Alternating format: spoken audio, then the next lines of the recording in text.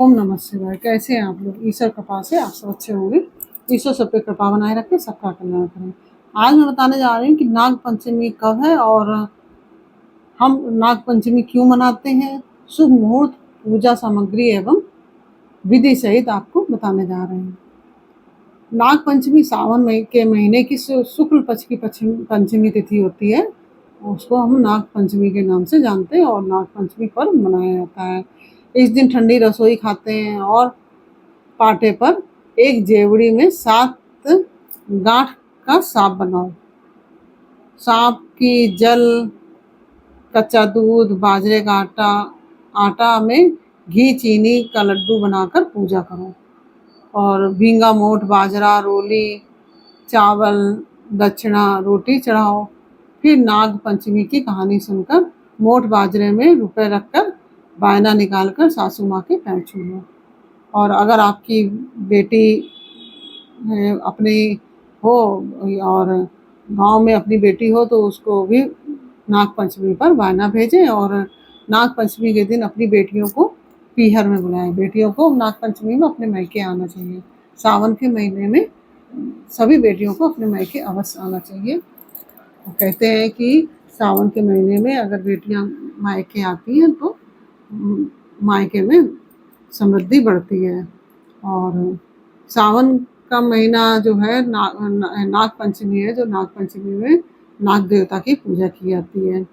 नाग देवता की हमारे हिंदू समाज में बहुत पूजा का विधान है और नाग देवता को भगवान शिव अपने कंठ में विराजे हैं और शेष नाग है जो उसमें भगवान कृष्ण विराजे हैं, भगवान विष्णु विराजे हैं। तो हमारे यहाँ नाग पंचमी का विशेष महत्व होता है, नाग देवता का विशेष महत्व है। नाग को कभी भी मारना नहीं चाहिए, कभी भी नहीं मारना चाहिए। और जैसे कि काल सर्प योग वगैरह होता है तो भी नाग पंचमी में नाग देव की पूजा करने से काल सर्प योग दूर हो जाता है, ऐसा कहते हैं। तो जैसे कि हिंदू पंचांग के अनुसार सावन मास का जो महत्वपूर्ण पर्व है यह नाग पंचमी। तो ये भगवान शिव का सावन का महीना जो है बहुत ही प्रिय महीना है और उनके गणों का पूजन भी महत्वपूर्ण है क्योंकि नाग देवता भगवान शिव के गण हैं। इस बार नाग पंचमी है जो वो 9 अगस्त को शुक्रवार को मनाई जाएगी और इस दिन व्रत रखा जाएगा। जो लोग व्रत रखते हैं वो व्रत रखेंगे और नहीं तो इसमें नाग पंचमी की तो पूजा की ही जाएगी। और इस बार नाग पंचमी पर्व पर सिद्धि योग और अमृत सिद्धि योग और रवि योग के साथ आया है, तो इसका महत्व बहुत ज़्यादा बढ़ जाता है। मानता है कि नाग पंचमी के दिन नाग देवता की पूजा करने से भक्त के सारे कष्ट दूर हो जाते हैं। और हमारी पौराणिक कथाओं में भी सर्पों को भगवान शिव और विष्णु का सहयोगी के रूप में दर्शाया गया है और उन्हें शक्ति व ज्ञान का प्रतीक के रूप में भी माना जाता है। और हिंदू धर्म में नागों को देवता भी कहा गया है और नाग पंचमी के दिन 8 नागों यानी कि अनंत, वासुकी, पद्म, महापद्म, तक्षक, कुलिक, करकट और शंख की पूजा अर्चना करने की परंपरा है। तो ये 8 नाग होते हैं जो अनंत, वासुकी, पद्म, महापद्म, तक्षक, कुलिक, करकट और शंख की पूजा अर्चना की परंपरा है। पौराणिक कथाओं में सर्प के लिए सिर पर मणि होने का उल्लेख मिलता है। कहते हैं कि नाग देवता के सिर पे मणि होती है और पाताल लोक में मणियों की आभा से हर समय प्रकाशित रहता है। वो मणि इतनी प्रकाशित होती है कि उससे हर समय वहाँ पाताल लोक प्रकाशित रहता है। सभी तरह की मणियों पर सर्पराज का अधिकार है। हमारा भारत एक कृषि प्रधान देश है और सर्प खेतों की रक्षा करते हैं। जो सांप होते हैं वो खेतों की रक्षा करते हैं, इसलिए उसका एक नाम क्षेत्रपाल भी है। नाग ना हो तो हमारी फसलों को जीव जंतु सब खा जाएंगे और नाग देवता ही रक्षा करते हैं हमारे सब फलों, जो हमारे खेतों की फसलों की सभी की रक्षा करते हैं। ये जीव जंतु, चूहे आदि जो है किसान की फसलों को बहुत हानि पहुंचाने वाले तत्व हैं। उन्हें नष्ट कर किसानों के खेत को हरा भरा रखने में प्रत्यक्ष और परोक्ष रूप से सहायता करते हैं नाग देवता।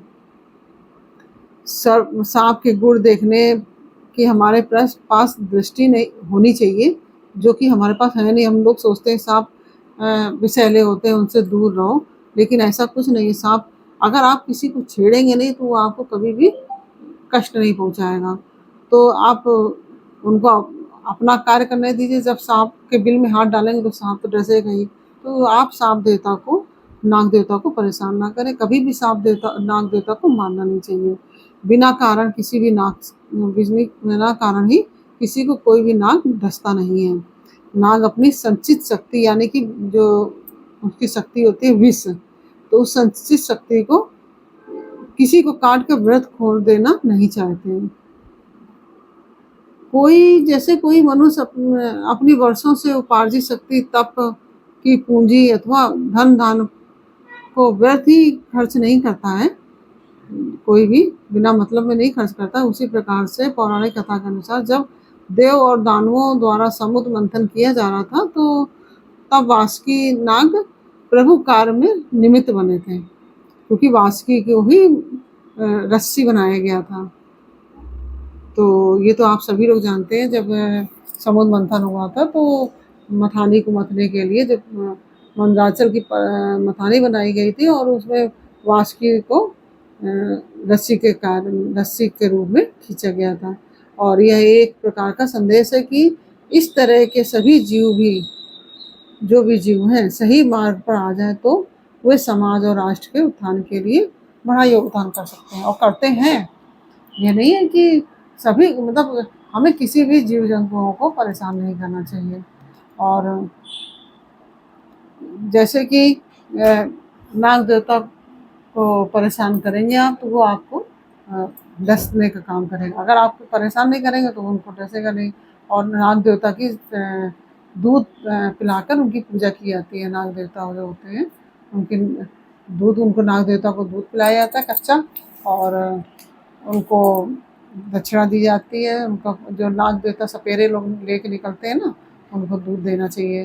तो कहते हैं कि भगवान शिव भी प्रसन्न होते हैं। अगर नाग देवता की पूजा होती है तो भगवान शिव भी प्रसन्न होते हैं।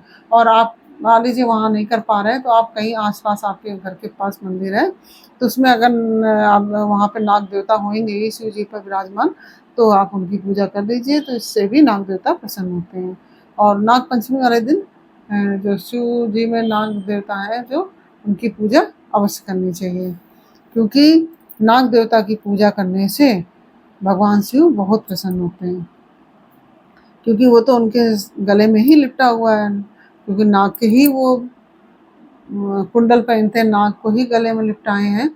तो नाग देवता की पूजा करने से भगवान शिव बहुत प्रसन्न होते हैं। इस प्रकार से आप सभी पूजा कीजिए।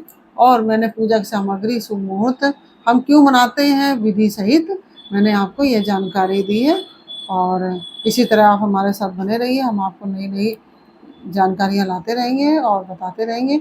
और कथा जो नाग पंचमी की है वह मैंने आपको वैसे दे रखी है, कहीं आप कहें तो दोबारा भी मैं डाल दूँगी, तो जिससे कि आपको प्राप्त हो सके। और आप वीडियो को लाइक शेयर अवश्य कीजिए, जिससे कि और भी लोगों को जानकारी हो सके। और यदि आपको मेरी जानकारी पसंद आई है तो अगर आपने चैनल सब्सक्राइब नहीं किया तो चैनल को सब्सक्राइब भी कर लीजिए और बेल आइकन बटन अवश्य दबा दीजिए, जिससे कि हमारे आने वाले जो सारे वीडियोज़ हैं आपको प्राप्त हो सके, कोई भी वीडियो आपसे छूटे नहीं। और इस प्रकार से मैंने जानकारी आपको दी। जानकारी कैसी लगी? अच्छी लगी हो तो वीडियो को लाइक एवं शेयर करें, और नहीं अच्छी लगी है तो डिसलाइक भी कर सकते हैं आप। लेकिन यह भी बताइए कि आपको क्या नहीं अच्छा लगा इसमें, ये भी मुझे बताइए। फिर मिलते हैं आपसे अगले वीडियो में एक नई जानकारी, एक नई कहानी के साथ। तब तक के लिए ओम नमः शिवाय। बोलो नाग देवता की जय।